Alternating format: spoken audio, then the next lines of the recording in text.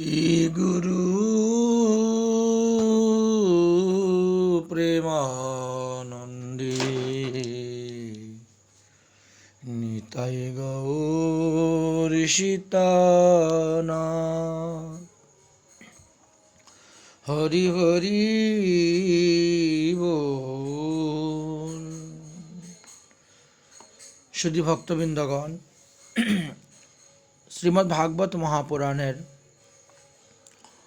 এই পর্যন্ত আমরা দশম স্কন্ধের ৭৮টি অধ্যায় পর্যন্ত এসে উপস্থিত হয়েছিলাম। গত পর্বতে আমাদের বিষয়বস্তু আলোচনা করেছিলাম যে দন্তবক্র এবং শিশুপাল বধ, তাছাড়া আরও অন্যান্য অসুর ভাবাপূর্ণ রাজগণ সংহার হয়েছিলেন। দন্তবক্র এবং শিশুপালের দেহ হইতে আত্মাটা বেরিয়ে ভগবান শ্রীকৃষ্ণতে লীন হয়েছিল, সকলে দেখতে পেয়েছিলেন। এ বিষয়ে অনেকের মনে সন্দেহ হয়েছিল যে ভগবান শ্রীকৃষ্ণ এত এত রাজগণকে বধ করলেন, আর কারো তো আত্মা পরমাত্মা তো মিলল না, এরা দুজন কেন মিলল? দেবসেন আরও তার উত্তম সুসিদ্ধান্ত রূপে সবাইকে বুঝিয়ে দিলেন। এই বিষয়বস্তু পর্যন্ত আমরা আলোচনা করেছি। তারপরে একটি বিরাট সূর্যগ্রহণ হয়েছিল। সেই সূর্যগ্রহণ উপলক্ষে ভগবান শ্রীকৃষ্ণ সবাইকে নিয়ে কুরুক্ষেত্রে গিয়েছিলেন। নন্দবাবা, মা যশোদা আদি ব্রজবাসীগণ সবাই বৃন্দাবন থেকে গিয়েছিলেন। সেখানে ৩ মাস অবস্থান করার পর শ্রীকৃষ্ণ পুনরায় দ্বারকায় চলে যান। অন্যান্য যারা ছিলেন সবাই চলে আসেন। সেখানে হস্তিনাপুর থেকে কৌরবরাও সেখানে গিয়েছিলেন। যাই হোক, সেই সূর্যগ্রহণের পরে হস্তিনাপুরের যুবরাজ দুর্যোধন ইন্দ্রপ্রস্থ হইতে যে অপমানিত হইয়া তিনি এসেছিলেন, এটা আমরা আগে একবার বলেছি। তো রাজস্বীয় যজ্ঞে যুধিষ্ঠির মহারাজের রাজস্বীয় যজ্ঞের পরে দুর্যোধন ইন্দ্রপ্রস্থ থেকে অপমান হয়ে আসার পরে তিনি শকুনি মামা সহিত পরামর্শ করলেন কি করে ইন্দ্রপ্রস্থকে আত্মসাৎ করা যায়, দখল করা যায়। শকুনি মামা তখন কপট পাশা খেলার ব্যবস্থা করলেন। সেই খেলাতে যুধিষ্ঠির মহারাজকে আহ্বান করলেন। যুধিষ্ঠির মহারাজ পঞ্চপাণ্ডবকে সঙ্গে করে নিয়ে এসে উপস্থিত হয়েছেন। শুরু হলো পাশা খেলা। যুধিষ্ঠির মহারাজ সেখানের পাশা খেলায় পরাজয় হন। দুর্যোধন খাণ্ডপ্রস্থের দিব্য প্রাসাদ সমৃদ্ধি সহিত সমস্ত রাজ্য তিনি গ্রাস করে নিলেন। ভীম, অর্জুন, নকুল, সহদেব তাদেরকে দাস হিসাবে গ্রহণ করলেন এবং দ্রৌপদীকেও দাসী হিসাবে লাভ করলেন। এক একবার পাশা খেলার এক একটা পণে এইভাবেই হয়েছিলেন।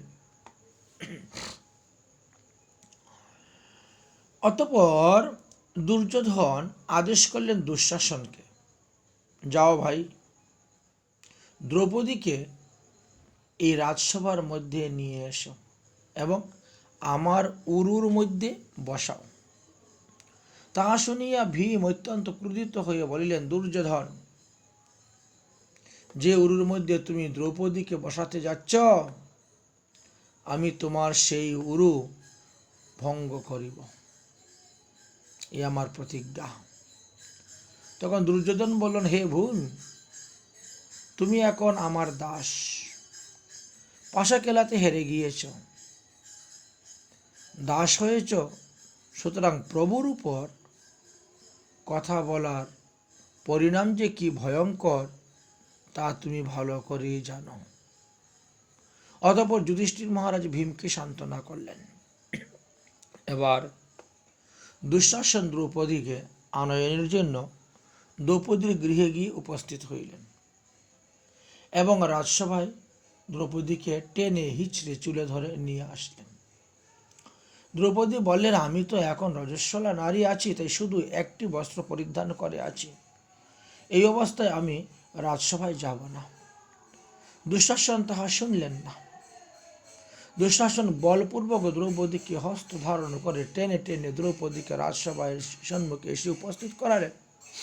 তাহা দেখিয়া ভীম অত্যন্ত ক্রুদ্ধ হইয়া প্রতিজ্ঞা করলেন, অরে দুষ্ট দুঃশাসন, তুই বলপূর্বক দ্রৌপদীকে বুকে জড়াইয়ে নিয়ে আসলি, আমি তোর সেই বুকটি বিধর্ণ করিয়া তোর রক্ত দিয়ে দ্রৌপদীকে স্নান করাইব। এই বলে ভীম দুঃশাসনকে ধরতে প্রস্তুত হলেন, কিন্তু যুধিষ্ঠির নিষেধ করিলেন। এবার দুর্যোধন এবং দুর্যোধন তখন দুঃশাসনকে আদেশ করলেন যে দ্রৌপদীকে বিবস্ত্র করা হবে। দ্রৌপদীকে তিনি বেশ্যা বলে সম্বোধন করলেন, গালি দিলেন। তিনি শাস্ত্রে প্রমাণ দেখালেন যে পঞ্চলিঙ্গ ভবেদ বেশ্যা, অর্থাৎ যার 5 জন স্বামী সে বেশ্যা সমতুল্য। এই দ্রৌপদীর পঞ্চস্বামী ছিলেন, সুতরাং এই জন্য তিনি তাকে বেশ্যা নারী বলে গালি দিয়েছেন। আবার তার ইজ্জত কি, তার সম্মান কি? সুতরাং সবার মধ্যে তাকে বস্ত্র হরণ করে বিবস্ত্র করো, নাচাও। হে পরীক্ষিত, দুঃশাসন তখন দ্রৌপদীর কাপড় ধরে টানতে শুরু করলেন।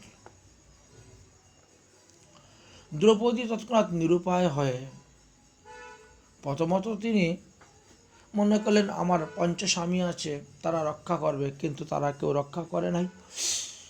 পিতামহ ভীষ্মের দিকে তাকালেন, তিনিও রক্ষা করেন নাই। দ্রোণাচার্য আদি কৃপাচার্য আদি গুরুবর্গের দিকে তাকালেন, তারাও রক্ষা করেন নাই। গান্ধারী ধৃতরাষ্ট্রের দিকে তাকালেন, তারাও রক্ষা করেন নাই। নিজের বলের দিকে তিনি দৃষ্টি দিলেন, নিজে চেষ্টা করলেন নিজেকে রক্ষা করতে, তাও পারেন নাই। শেষ পর্যন্ত তিনি ভগবান শ্রীকৃষ্ণের শরণাপন্ন হয়েছিলেন। ভক্ত দীনবৎসল ভগবান সর্বদাই সকলের অলক্ষিতে থেকে ভক্তের ক্রিয়াকলাপ আদি দর্শন করেন। তাই দ্রৌপদীরও দর্শন করছিলেন। দ্রৌপদী যখন দুহাত তুলে হা গোবিন্দ বলে ডাকলেন, তখন দ্রৌপদীর লজ্জা নিবারণের জন্য দ্রৌপদীর উপর শুভদৃষ্টি করিয়া বস্ত্র প্রসারিত করিতে লাগলেন। দুঃশাসন যত টানে ততই বস্ত্রটি লম্বা হচ্ছে, যত টানতেছে ততই শাড়িটি লম্বা হচ্ছে। এইভাবে একের পর এক লম্বা হয়েই যাচ্ছে, লম্বা হয়েই যাচ্ছে। টানতে টানতে টানতে টানতে ঘর সমতুল্য কাপড় হয়ে গেল, কিন্তু তথাপিও দ্রৌপদীকে উলঙ্গ করতে পারলেন না, শুধু খালি মস্তক থেকে কাপড়টা নেমেছিল। আচ্ছা, এই স্থানে আমাদের শিক্ষণীয় বিষয় কি? এইখানে আমাদের শিকার বিষয়টি হলো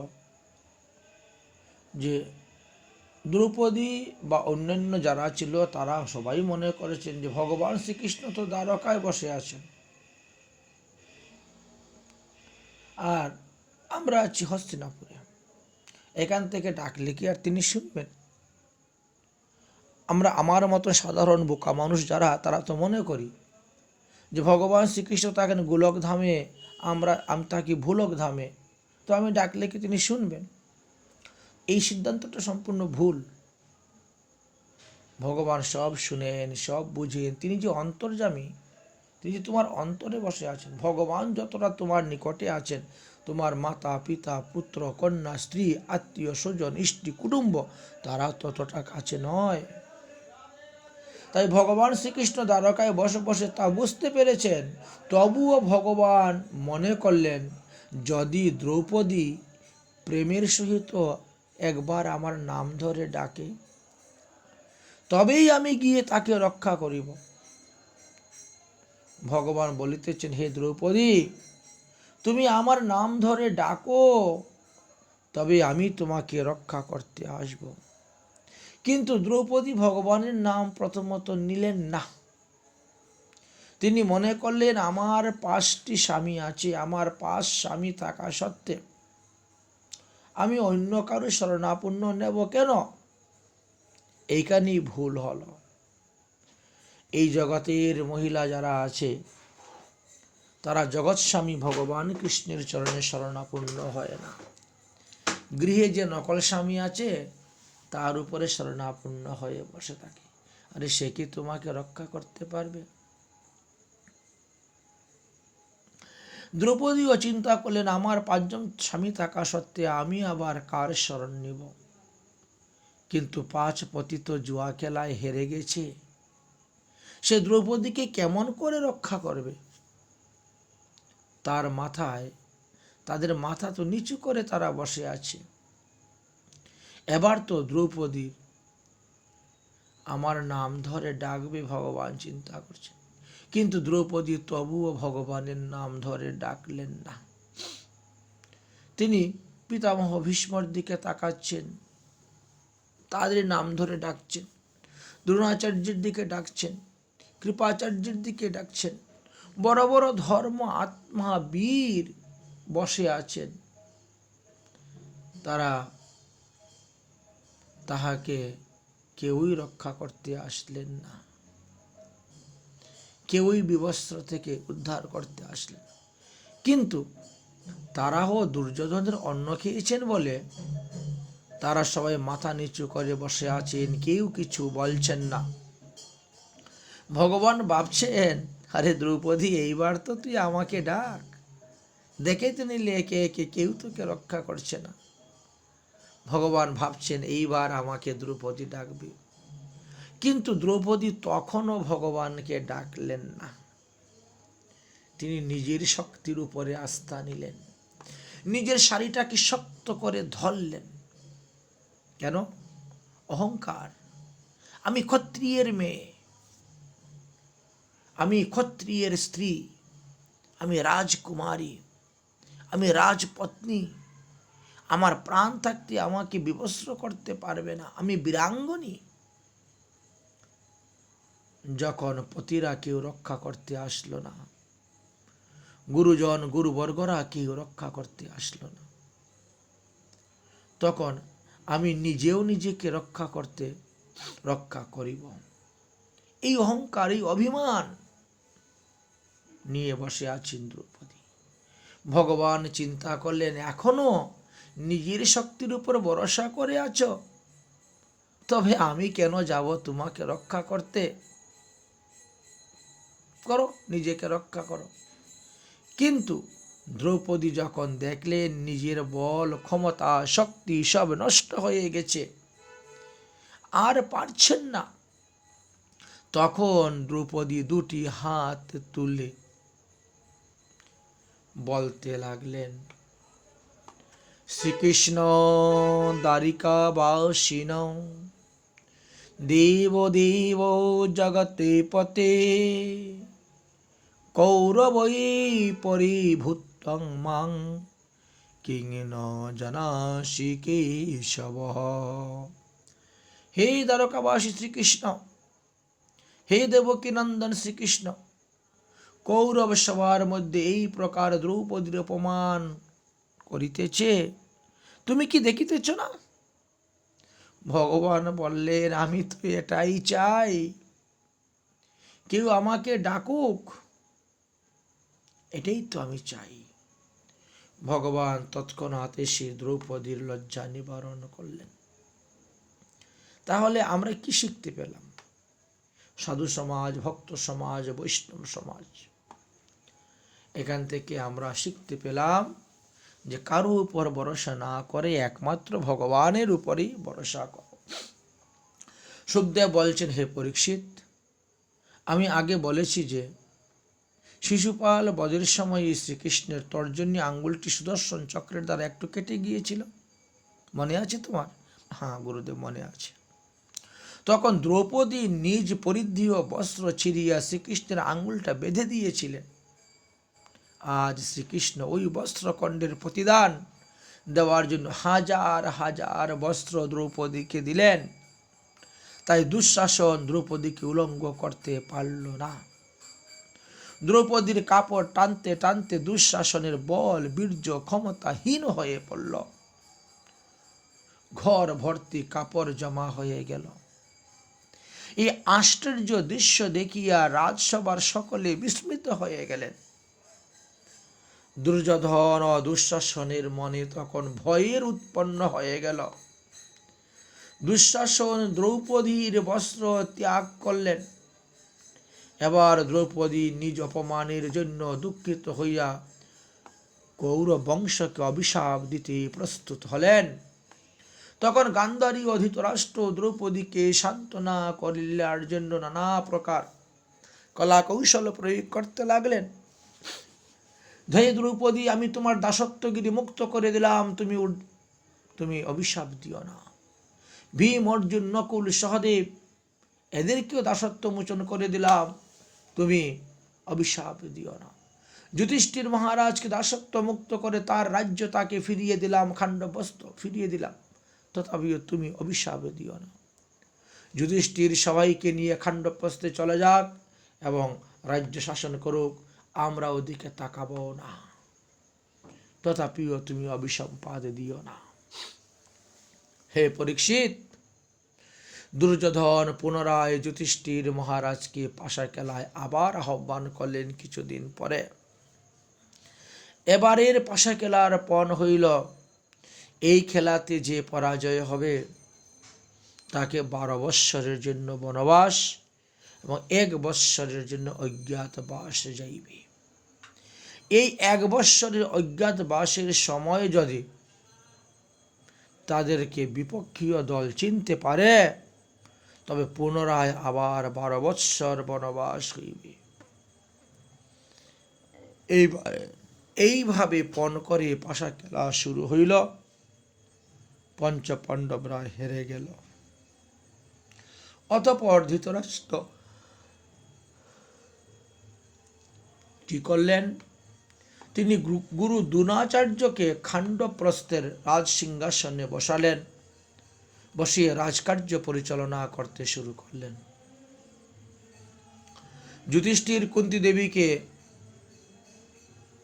বিদুরের ঘরে রাখিয়া পঞ্চপাণ্ডব এবং দ্রৌপদী বনে গমন করিলেন। বহু কষ্টে এই 13 বৎসর কাটাইবার পর পঞ্চপাণ্ডব পুনরায় রাজ্যে ফিরে আসলেন। তখন দুর্যোধন খাণ্ডবপ্রস্থ দখল সত্তা ত্যাগ করিবে না।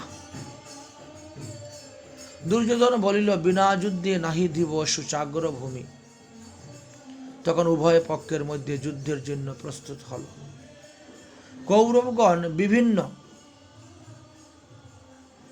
রাজাদের সাহায্য নিলেন, আর এইভাবে সাহায্য নিতে নিতে 10 অক্ষয়িনী সৈন্য তাদের হয়ে গেল।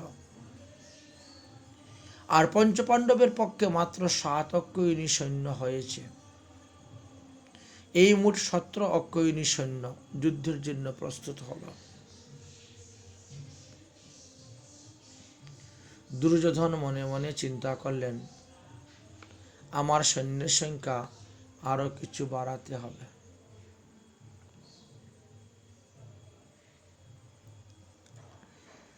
এই জন্য দুর্যোধনকে কি করলেন? তিনি ভগবান শ্রীকৃষ্ণের কাছে গিয়ে উপস্থিত হলেন দ্বারকাতে।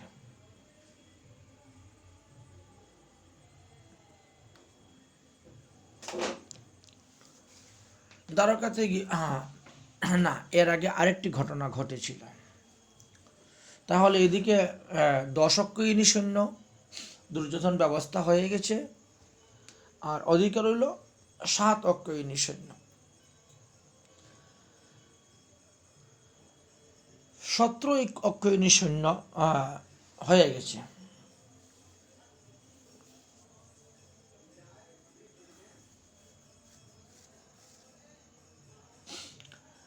এমত অবস্থায় যুধিষ্ঠির মহারাজ চিন্তা করলেন যে যুদ্ধ আদি না করে শান্তিপূর্ণভাবে যদি কাজ হয়ে যায় ভালো। এই জন্য ভগবান শ্রীকৃষ্ণকে দূতরূপে হস্তিনাপুরে পাঠিয়েছিলেন। দুর্যোধন ধৃতরাষ্ট্রকে ভগবান শ্রীকৃষ্ণ অনেক বুঝাইলেন, কিন্তু তারা বুঝতে রাজি হল না। দুর্যোধন কিছুতেই বুঝল না। ধৃতরাষ্ট্র বললেন যে দেখো, তারা ভাইয়েরা সম্পদ নিয়ে ঝগড়া করছে, তুমি কেন এর মধ্যে যাচ্ছ? তুমি আমাদের পরম শরীর আত্মীয়, তুমি দ্বারকা থেকে আসছো, তুমি বসো, খাওয়া দাওয়া করো, বিশ্রাম করো। ভগবান শ্রীকৃষ্ণ বললেন দুটি পরিস্থিতিতে খাওয়া যায়। একটি পরিস্থিতি হলো যে ভোজন করবে তার পেটে ক্ষুধা থাকা চাই, আর দ্বিতীয়টা হলো যে ভোজন করাবে তার মন শুদ্ধ থাকা চাই। সুতরাং দুর্যোধনের মন শুদ্ধ নই, আর আমারও ক্ষুধা নেই, আমি এখানে ভোজন করব না। দুর্যোধনের 56 ভোগ ভগবান গ্রহণ করলেন না। এত বড় রাষ্ট্রপাতে বলে দিলেন আজকে আমার বিদুর কাকার ঘরে নিমন্ত্রণ ছিল প্রসাদ পাওয়ার, আমি সেখানে গিয়ে প্রসাদ পাব। যাই হোক, অবশেষে ভগবান শ্রীকৃষ্ণ যখন চলে যাবেন তখন দুর্যোধন ভগবান শ্রীকৃষ্ণকে নানাভাবে বাক্যের দ্বারা অপমানিত করেছিল, এমনকি শ্রীকৃষ্ণকে বন্দী করতে চাইল।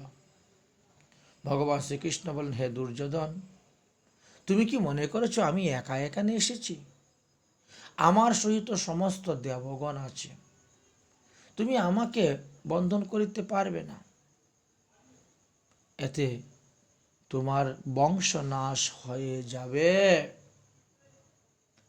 তথাপিও দুর্যোধন যখন শ্রীকৃষ্ণকে অপমান এবং বন্দী করতে ছিল, তখন ভগবান শ্রীকৃষ্ণ দুর্যোধনকে বিশ্বরূপ দর্শন করাইলেন।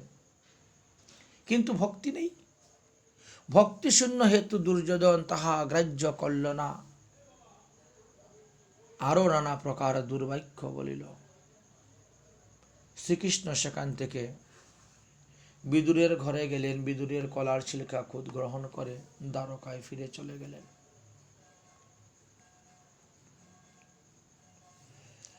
এবং বলরামকে সমস্ত ঘটনা খুলে বললেন, দাদা, দুর্যোধনের দুর্ভাগ্য এই ঘটনা হয়েছে, সে তো তোমার শিষ্য, তাই তোমাকে জানিয়ে দিলাম। বলরাম শ্রীকৃষ্ণের মুখ হইতে পাণ্ডব এবং কৌরবগণের যুদ্ধের উদ্বিগ্ন শ্রবণ করলেন। তিনি মনে মনে চিন্তা করলেন, আমি কারো পক্ষ দিব না, আমি নিরপেক্ষ থাকিব। এই জন্য বলরাম তীর্থযাত্রার উদ্দেশ্যে রওনা হয়ে গেলেন। বলরামজি তীর্থস্থানস্থলে দ্বারকা হইতে প্রস্থান করিয়া প্রবাস তীর্থে গমন করলেন। উদ্ধব নিরপেক্ষ হইয়া তিনিও ইচ্ছা প্রকাশ করলেন যে আমিও দ্বারকা হইতে বাহির হইব এবং আমিও তীর্থ ভ্রমণে বেরিয়ে যাব। এদিকে বিদুর তিনিও নিরপেক্ষ হয়ে গেলেন, আমিও যুদ্ধ করব না, আমিও তীর্থযাত্রার ছলে হস্তিনাপুর হইতে বাহির হইয়া বাইরে চলে যাব। ব্যাসদেব কুরু পাণ্ডবের যুদ্ধের কথা শ্রবণ করিয়া সঞ্জয়কে নিয়ে ধৃতরাষ্ট্রের নিকটে এসে উপস্থিত হলেন। কিন্তু পুত্রস্নেহে অন্ধ ধৃতরাষ্ট্র বুঝতে পারলেন না ব্যাসের ইঙ্গিত। তখন ব্যাসদেব বলিলেন, হে ধৃতরাষ্ট্র, তুমি তো অন্ধ, এই কুরু পাণ্ডবের যুদ্ধ দেখতে পারবে না, অতএব আমি তোমাকে দিব্য দৃষ্টি দান করিতেছি, তদ্বারা তুমি গৃহে বসিয়েই কুরুক্ষেত্রের সমস্ত ঘটনা দেখতে পাবে। ধৃতরাষ্ট্র তাহা নিষেধ করলেন যে আমি এই দুঃখ সহ্য করতে পারবো না, দেখার দরকার। তখন ব্যাসদেব সঞ্জয়কে দিব্যদৃষ্টি দিলেন, দিয়ে বলেন, সঞ্জয়, তুমি কুরুক্ষেত্রের সমস্ত যুদ্ধ দর্শন করে করে ধৃতরাষ্ট্রের নিকটে তুমি সব বর্ণন করবে। এইভাবে কয়েকদিন গত হয়ে গেল। অতঃপর একদিন দুর্যোধন দ্বারকায় গেলেন বলরামের কে নিজের পক্ষে নিয়ে আসার জন্য। বলরামকে আনার জন্য যখন দুর্যোধন দ্বারকায় গিয়েছেন, এই সংবাদ পেয়ে অর্জুন শ্রীকৃষ্ণকে আনার জন্য তিনিও দ্বারকায় রওনা হয়েছেন। দুর্যোধন আগেই দ্বারকায় গিয়ে পৌঁছে গেলেন। গিয়ে শুনতে পেলেন যে তিনার গুরু বলরাম উনি তীর্থ ভ্রমণে বেরিয়ে চলে গেছেন, নিরুদ্দেশ কোথায় আছেন, তিনি নিরপেক্ষ থাকতে চান। তখন দুর্যোধন নির্লজ্জ হয়ে পুনরায় শ্রীকৃষ্ণের সাহায্যের জন্য, শ্রীকৃষ্ণকে প্রাপ্তির জন্য শ্রীকৃষ্ণের গৃহে প্রবেশ করল। ভগবান শ্রীকৃষ্ণ তখন পালঙ্কের উপরে শয়ন করে বসেছিলেন, শয়নে আছেন। দুর্যোধন তখন শ্রীকৃষ্ণের মাথার পিছনে গিয়ে একপাশে চুপচাপ বসে আছে, যে শ্রীকৃষ্ণের ঘুম ভাঙলে পরে সে বলবে, তার পক্ষ নিব। ইত্যবসরে কৃষ্ণকে পক্ষে নেওয়ার জন্য অর্জুন গিয়ে উপস্থিত হয়েছেন।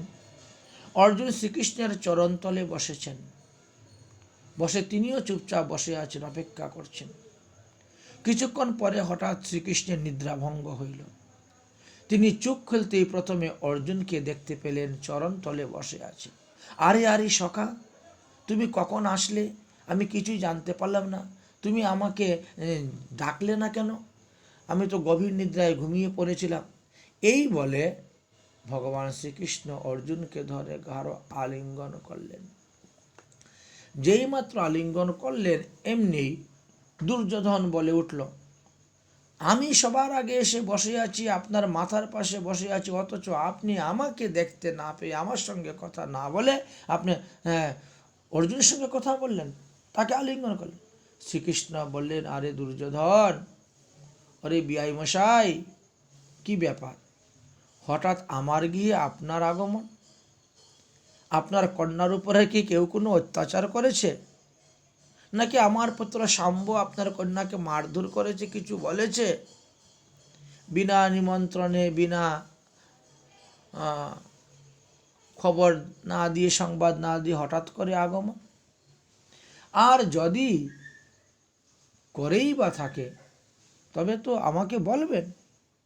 আপনাকে এত দূর কষ্ট করে আসার তো দরকার ছিল না। দুর্যোধন বলছেন, হে বিআই মশাই, আমি আপনার নিকটে এসেছি যে আমি আপনাকে আমার পক্ষে নেওয়ার জন্য, মহাভারতের যুদ্ধেতে সাহায্য করার জন্য। শ্রীকৃষ্ণ গৃহস্থ আশ্রমে সবার প্রতি সমভাব সম্পন্ন ছিলেন। তাই কিছুদিন পূর্বে দুর্যোধন শ্রীকৃষ্ণকে অপমান করলেও দুর্যোধনকে সাহায্য করবেন বলে তিনি প্রতিশ্রুতি দিয়ে দিলেন। বললেন যে এক পক্ষে আমি থাকব, আর এক পক্ষে আমার এক অক্ষৌহিনী নারায়ণ সেনা থাকিবে। তবে আমি যে পক্ষে থাকব, সেই পক্ষে থেকে আমি যুদ্ধ করিব না, আমি অস্ত্র ধারণ করিব না। আর আমার নারায়ণী সৈন্যগণ যে পক্ষে থাকিবে, এই এক অক্ষৌহিনী নারায়ণী সৈন্য তারা প্রাণপণে যুদ্ধ করবে। দুর্যোধন, তুমি কোনটা চাও? তুমি আমাকে চাও, না আমার এক অক্ষৌহিনী সৈন্যকে চাও? দুর্যোধনদের বাক্য শ্রবণ করিয়া শ্রীকৃষ্ণ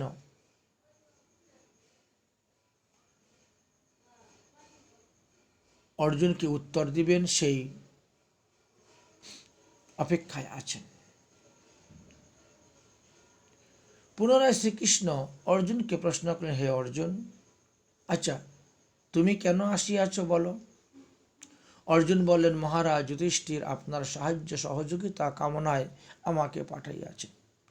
তখন শ্রীকৃষ্ণ বললেন, তোমরা দুজনেই আমার সাহায্য চাইতেছ? এই স্থলে আমার বক্তব্য শোনো। আমি ঘুমের থেকে উঠে প্রথমে যার মুখ দর্শন করেছি, আমি তার পক্ষই নেব। প্রথমে অর্জুনের মুখ দর্শন করেছি, সুতরাং আমি অর্জুনের পক্ষেই থাকিব। কিন্তু আমি এই কুরু পাণ্ডবের যুদ্ধে অস্ত্র ধারণ করিব না বা যুদ্ধ করিব না। আমি কেবল অর্জুনের রথের সারথি হয়ে রথটা পরিচালনা করিব। দুর্যোধন তখন মনে মনে চিন্তা করল, তাহলে কৃষ্ণকে আমার পক্ষে নিয়ে কোনো লাভ হবে না। আমি যখন আশা করি আসিয়াছি, তবে আমার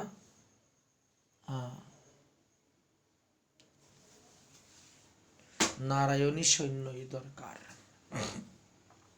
তাই কৃতব্রহ্মা আদি এক অক্ষৌহিনী নারায়ণী সৈন্যকে তিনি চেয়ে নিলেন, কারণ তাহারা আমার অধীনে হয়ে প্রাণপণে যুদ্ধ করবে। দুর্যোধনের চিন্তাটা শুদ্ধ চিন্তা ছিল না। তাই কৃষ্ণকে না চেয়ে সে সৈন্যকে চাইল এক অক্ষৌহিনী। কারণ যে যেমন অন্ন, যার যেমন গুণ, যার যেমন স্বভাব, বুদ্ধিটা তো তেমনই হয়।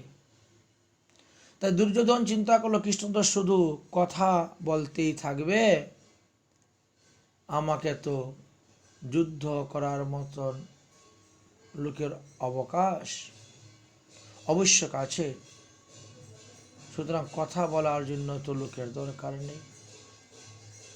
সুখদেব বলেন, হে পরীক্ষিত, দুর্যোধন তখন অত্যন্ত আনন্দিত হইয়া এক অক্ষয়িনী সৈন্য নিয়ে হস্তিনাপুরে আসিলেন, আর অর্জুন শ্রীকৃষ্ণকে নিয়ে খাণ্ডপ্রস্থে গমন করলেন। এই তো কৌরবদের পক্ষে 11 অক্ষয়িনী সৈন্য হয়ে গেল, আর পাণ্ডবদের পক্ষে 7 অক্ষয়িনী সৈন্য। এই 18 অক্ষয়িনী সৈন্যের 18 দিন যুদ্ধ হয়েছিল। এদিকে বলরামজি নিরপেক্ষ হইয়া তিনি তীর্থ ভ্রমণ চলে দ্বারকা হইতে বের হয়ে প্রবাস তীর্থে ভ্রমণ করলেন।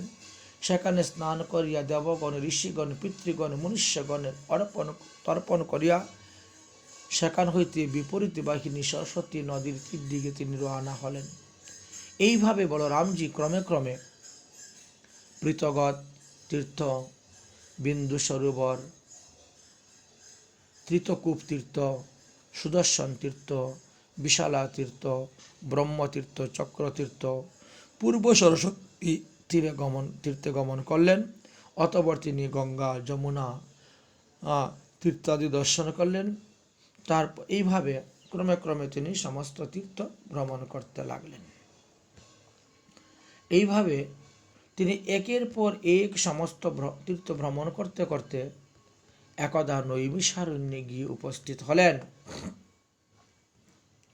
নৈমিষারণ্যে গমন করার পর দেখলেন সেখানে একটি স্থানে, যেটা সুতগদ্দি নামে পরিচিত, সেইখানে সমস্ত ঋষিগণ একত্রিত হইয়া এক বৃহৎ যজ্ঞ অনুষ্ঠানে প্রবৃত্ত হইয়াছে। মহর্ষি ব্যাসদেবের শিষ্য লোমহর্ষ তিনি ব্যাসাসনে বসিয়া পুরাণ পাঠ করিতেছেন। এমন সময়ে বলরাম সেই যজ্ঞস্থলে গিয়ে উপস্থিত হইলেন।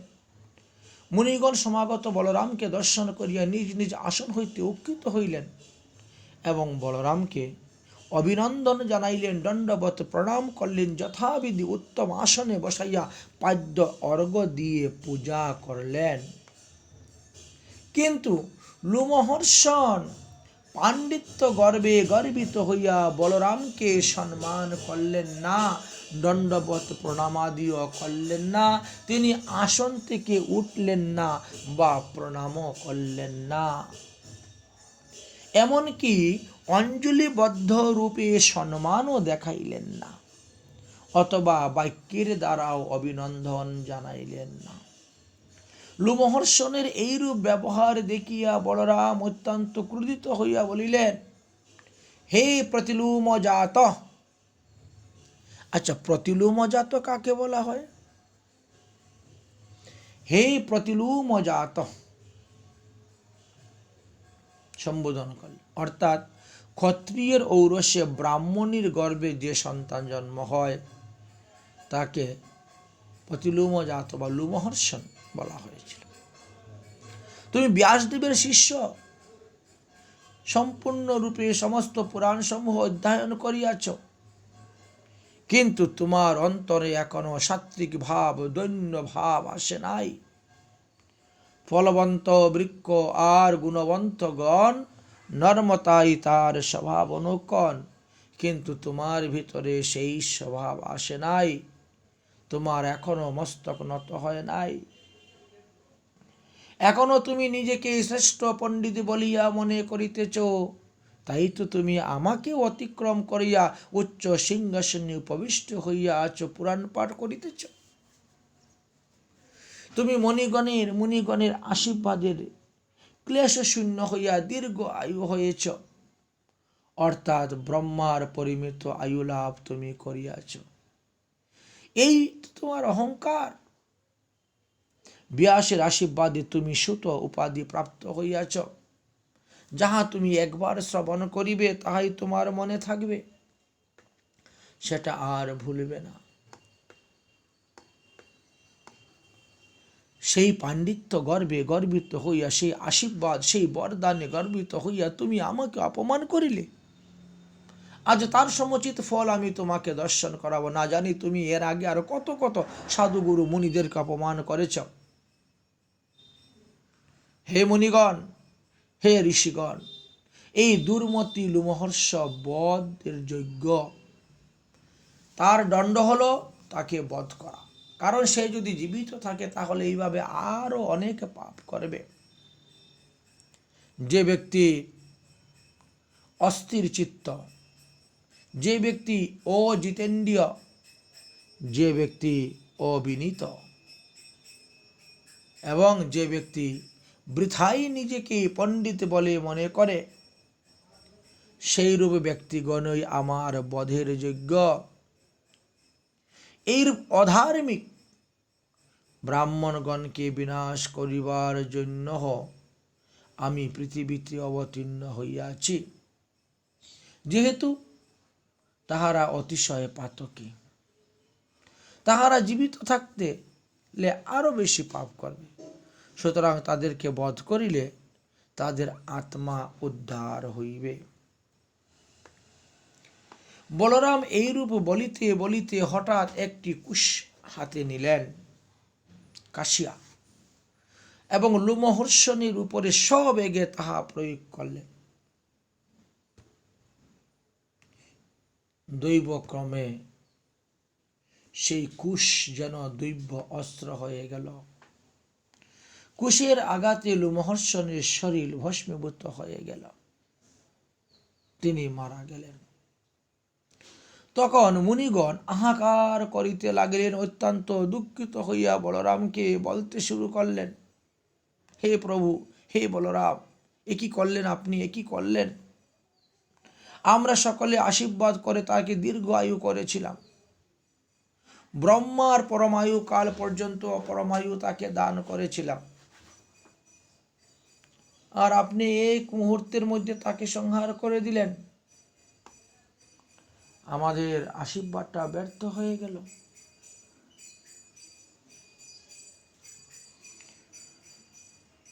দীর্ঘ আয়ু ব্রহ্মাসম পাইয়াও সুত, তোমা দেখি না উঠিল হইল ভস্মীভূত। দেখেন, আদরের বস্তুকে অনাদর করলে কি হয়? আমরা বর্তমানে যারা গৃহস্থ আশ্রমে আছেন, তাদের যদি আত্মীয় স্বজন ইষ্টি কুটুম্বের মধ্যে কেউ সন্ন্যাসী হয়ে যায়, বাবাজি হয়ে যান, বৈরাগী হয়ে যান, তথাপিও তাদের চরণে আমাদের মস্তক নত হয় না। আমরা মনে করি এত আমার ভাতিজা, এত আমার ভাগিনা, এত আমার নাতি, এত আমার ছোট ভাই। এই স্থানে আমরা একটা ভুল করে ফেলি। কারণ লক্ষ্য করতে হবে, আমি ব্রহ্মচর্য আশ্রমে আছি, আমি গৃহস্থ আশ্রমে আছি, আমি বানপ্রস্থ আশ্রমে আছি, আমি তো এখনো সন্ন্যাস আশ্রমে যেতে পারি নাই। এই 3 আশ্রম হইতে সন্ন্যাস আশ্রম শ্রেষ্ঠ। এই জন্য সন্ন্যাসীর ধর্ম এই হয়, পিতাশ্রী পুত্রকে দণ্ডবোধ করো। কিন্তু মানুষ তাহা বুঝে না। এরা আদরের বস্তু, এরা সম্মানের বস্তু।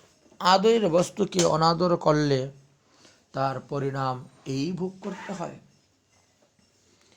যা আপনারা দেখতে পেলেন এই লোমহর্ষণের কথা। হে প্রভু, আপনি শান্ত হন, ঋষিরা অনুরোধ করতেছেন, আপনি ক্রোধ সংবরণ করুন, আপনি কৃপা করে আমাদের অনুনয় বিনিময় নিবেদনটি শ্রবণ করুন। যতদিন পর্যন্ত আমাদের এই যজ্ঞ সমাপ্তি না হয়, ততদিনের জন্য আমরা এই লোমহর্ষকে দীর্ঘ আয়ু ক্লেশশূন্য শরীর আশীর্বাদ প্রদান করিয়াছিলাম, ব্যাসাসনে বসিয়েছিলাম পুরাণ পাঠের জন্য। আপনি যথাযথ রূপে তাহা অবগত না হয়ে, না জেনে হঠাৎ করে ক্রোধের বশীভূত হয়ে লোমহর্ষণকে বধ করিলেন। এতে আপনার ব্রাহ্মণ বধ রূপী অধর্ম উৎপন্ন হয়েছে, আপনার পাপ হয়েছে। আমরা আর কি বলবো আপনাকে, আপনি যুগেশ্বর, সুতরাং ব্রাহ্মণ্য ন হন্তব্য। আপনি ভগবান, তথাপিও ব্রাহ্মণকে বধ করা আপনার উচিত নয়। ব্রাহ্মণ সর্বদাই বধের অনুপযোগী। এই বেদবাক্য যদিও আপনারই নিয়ম করে গিয়েছেন, তথাপিও লোকশিক্ষার নিমিত্ত আপনাকে এই ব্রহ্মহত্যার প্রায়শ্চিত্ত করতে হইবে। বলরাম বললেন, ঠিক আছে, আমি জনগণকে শিক্ষা দেওয়ার নিমিত্ত অবশ্যই ব্রহ্মহত্যা পাপের প্রায়শ্চিত্ত করিব। আপনারা নিজের মুখেই বলেন, কি প্রায়শ্চিত্ত করলে পরে আপনারা সন্তুষ্ট হবেন, খুশি হবেন, ব্রহ্মহত্যা পাপ থেকে মোচন হব? মুনিগণ বললেন, আমরা যে লোমহর্ষকে ক্লেশশূন্য দীর্ঘ আয়ু প্রদান করেছিলাম, আমাদের এই বাক্য যাহাতে সত্য হয়ে থাকে, আপনি সেই প্রকার ব্যবস্থা করিয়া লোমহর্ষকে পুনরায় জীবন দান করুন, তার দেহের মধ্যে প্রাণ প্রতিষ্ঠা করুন, দান করুন। এটাই আমরা চাই, এটাই আপনার প্রায়শ্চিত্ত। লোমহর্ষণকে পুনর্জীবিত হোক, সে আবার পুরাণ পাঠ করতে শুরু করুন। বলরাম বললেন, হে মুনিগণ, তাহা হবে না। কেন হবে না? ভাগবতের দশম স্কন্ধের ৭৮ অধ্যায়ের ৩৬ নং শ্লোকেতে বললেন, আত্মা বৈ পূর্ণমুৎপন্নমিতি বেদানুশাসনম তস্মাদ অস্য ভবেত ভকেতা আয়ুরি ইন্দ্রিয় সত্ত্বান। আত্মাই পুত্ররূপে স্ত্রীর গর্ভ থেকে উৎপন্ন হইয়া থাকে। তাই বেদে বলেছেন পুত্রকে আত্মজ বলা হয়। অতএব এই লোমহর্ষের পুত্র উরুশ্রবা আজকে থেকে সুতমুনি হবে এবং সে আপনাদেরকে পুরাণ পাঠ শোনাবে। এখন সেই হবে পুরাণের বক্তা। তাহলে আমরা শ্রুতমুনি দুজন পেলাম, একজন লোমহর্ষ নামক শ্রুত আর একজন উরুশ্রবা নামক শ্রুত। তাহলে উরুশ্রবা নামক শ্রুতমুনি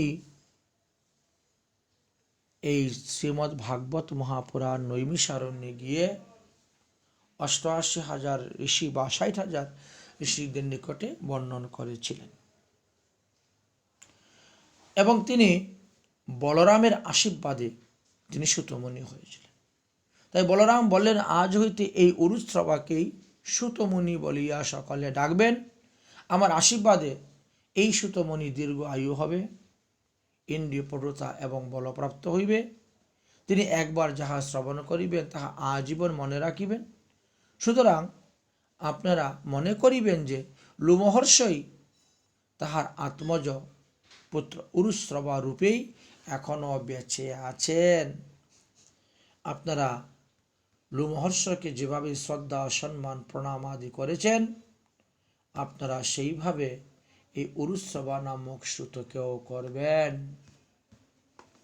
অতঃপর বলরাম সেই সকল মুনিগণের অনুমতি লইয়া তিনি কৌশিকী তীর্থে গমন করলেন এবং তথায় স্নান করিয়া যে সরোবর হইতে সরযূ নদীর উৎপত্তি হয়েছিল, সেই সরযূ সেই স্থানে স্নান করলেন,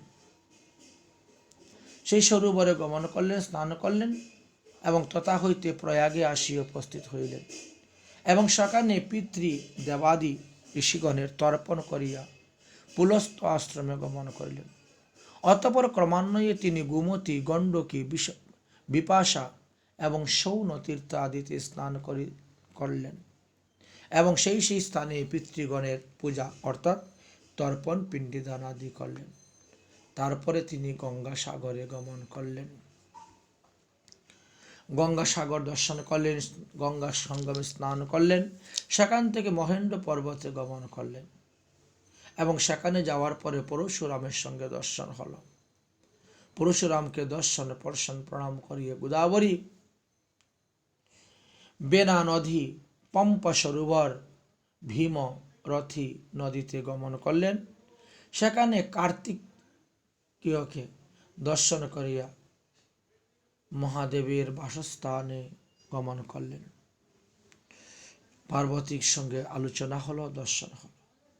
অতঃপর বলরাম দ্রবিড় দেশের বঙ্কেট পর্বতের উপরে গিয়ে অবস্থান করলেন।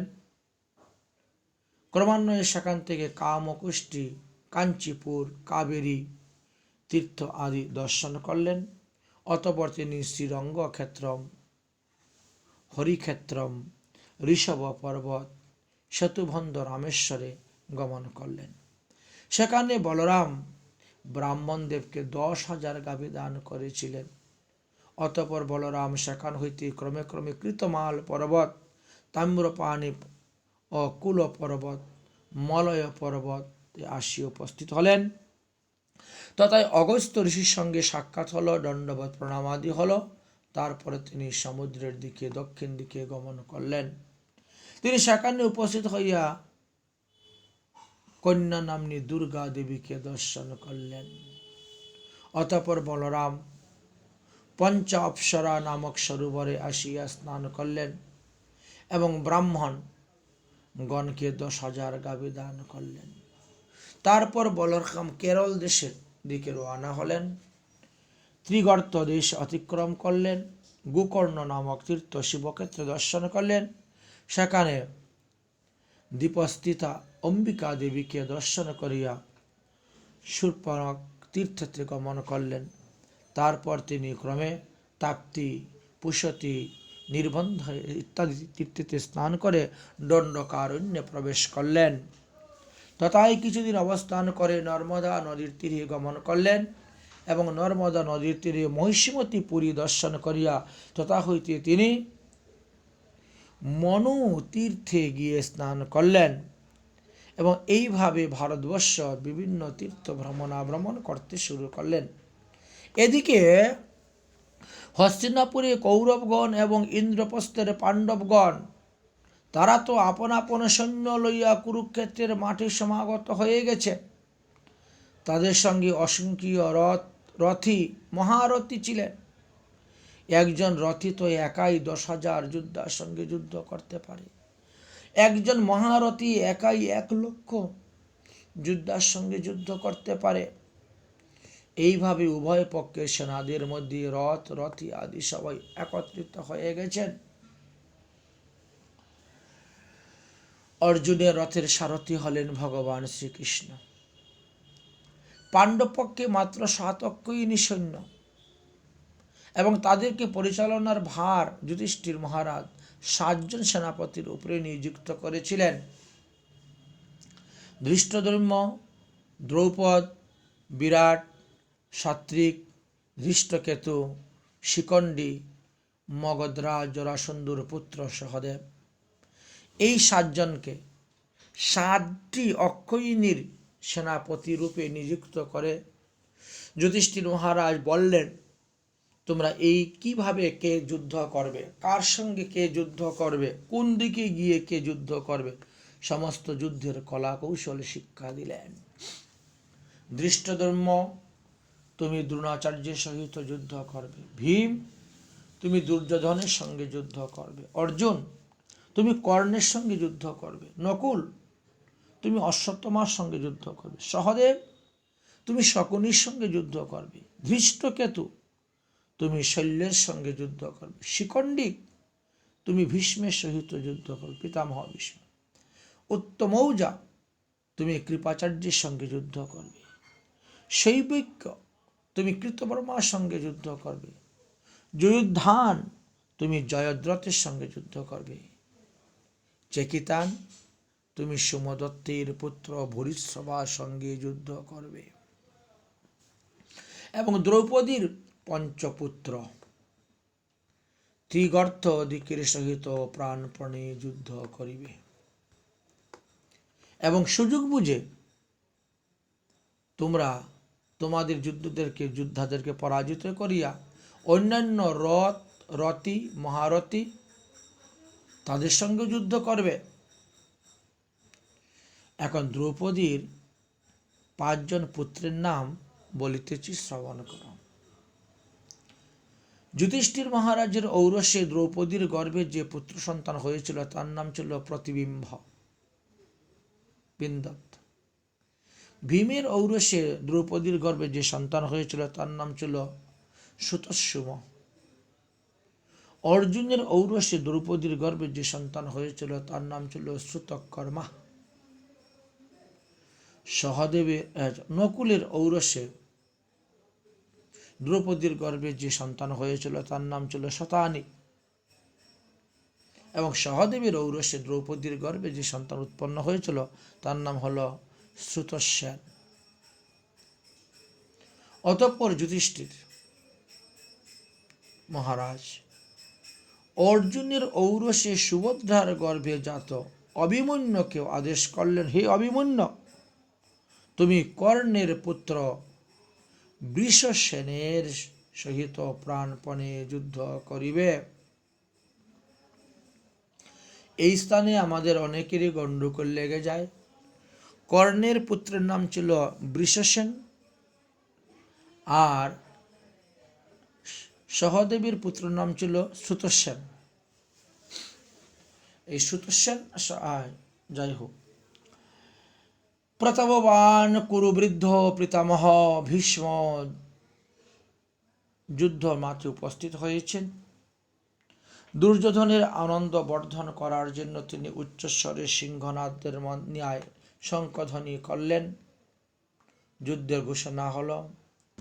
তখন পঞ্চপাণ্ডবের পক্ষ হইতেও সকলে যুদ্ধ ধ্বনি করতে শুরু করলেন।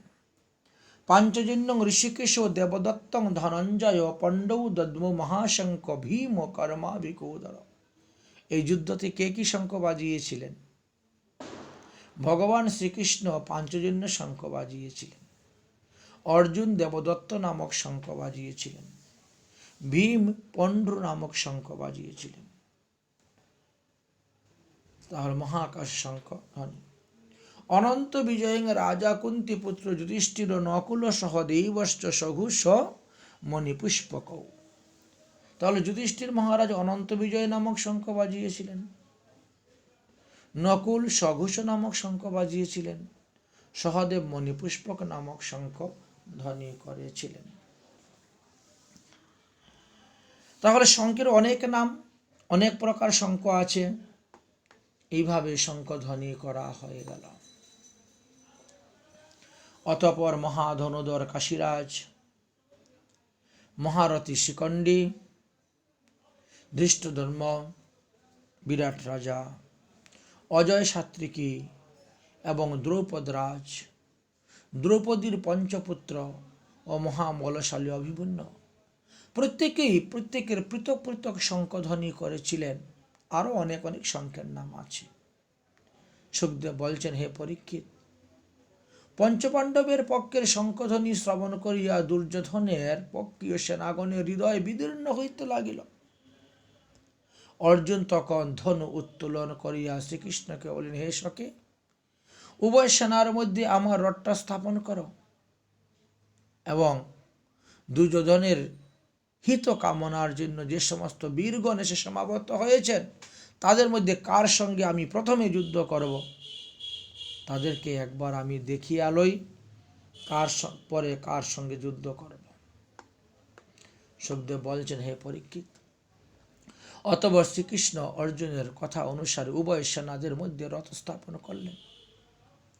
অর্জুন পাণ্ডব এবং কৌরবপক্ষীয় সেনাগণের মধ্যে দেখলেন পিতৃব্য, পিতামহ, আচার্য, গুরু, মাতুল, ভ্রাতা, পুত্র, পৌত্র, বন্ধু, শ্বশুর, মিত্র প্রভৃতি লোকদেরকে দর্শন করিয়া অর্জুন বড় চিন্তার মধ্যে পড়ে গেলেন। তিনি হায় হায় করতে শুরু করলেন। আত্মীয় স্বজনকে বধ করিয়া এই ধন প্রাপ্ত করে জীবন যাপন করার কোনো প্রয়োজন নেই, তাই তিনি জীবনের আশা পরিত্যাগ করে দিলেন, ধনের আশা পরিত্যাগ করে দিলেন। যুদ্ধার্থে উপস্থিত হইয়া তিনি বলছেন, হে কৃষ্ণ, আমি ইহাদিগকে বধ করিতে ইচ্ছা করি না।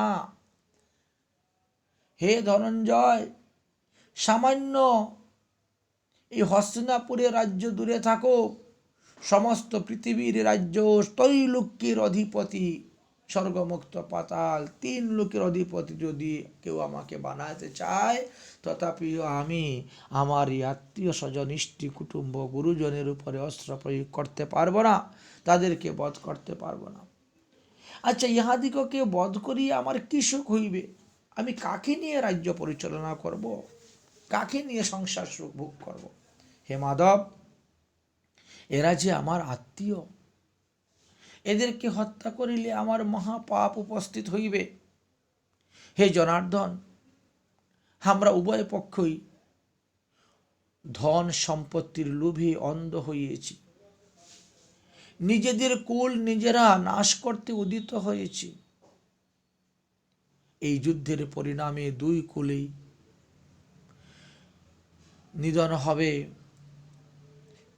কুলক্ষয় হবে, সনাতন কুলধর্ম বিনষ্ট হয়ে যাবে। আর যদি সনাতন ধর্ম নষ্ট হয়, তবে আমার কুলের পুরুষগণ, নরগণ, নারীগণ বিবিধ পাপে লিপ্ত হইবে। হে কৃষ্ণ, এই যুদ্ধে 18 অক্ষয়িণী পুরুষ সমাগত হয়েছে।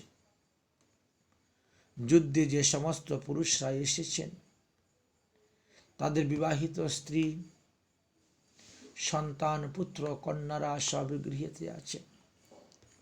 যুদ্ধেতে এরা মারা যাওয়ার পর তাদের স্ত্রীগণ বিধবা হয়ে যাবে, পুত্র কন্যাগণ অনাথ হয়ে যাবে।